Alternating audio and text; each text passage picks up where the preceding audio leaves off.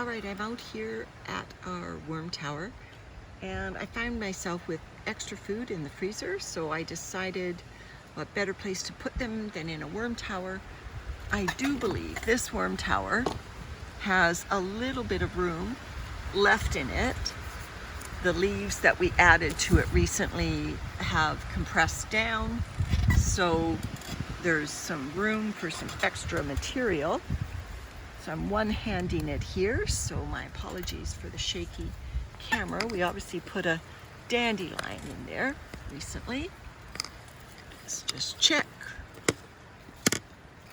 for worms. What are we seeing?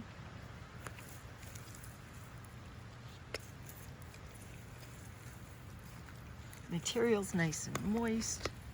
I saw a baby worm go by. Yes, there are worms in our towers, scrambling, of course, to get out of this bright sunny day, understandably. It's windy as well. I'm sure they can sense the drying of not only the sun, but the wind. It's quite a blustery day for June. But there they are. And there's a cocoon, if you can see it right at the tip of the fork there. There's a bright, shiny, moist cocoon. So perfect. All right.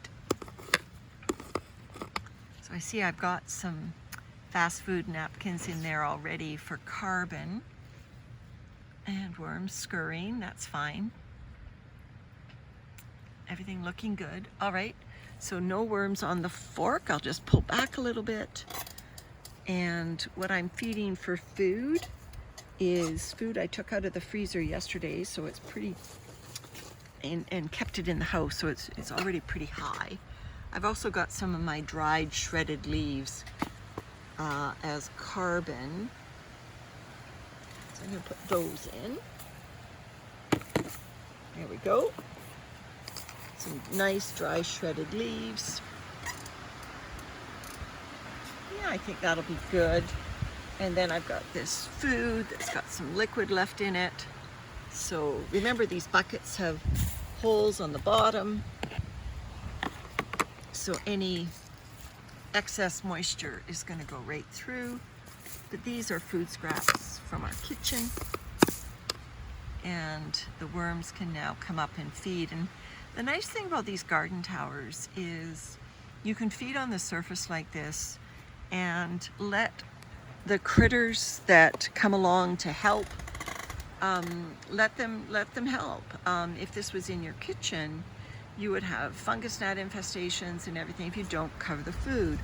Now, I do put this little piece of cardboard on top just to keep moisture in there so worms are comfortable feeding on the surface.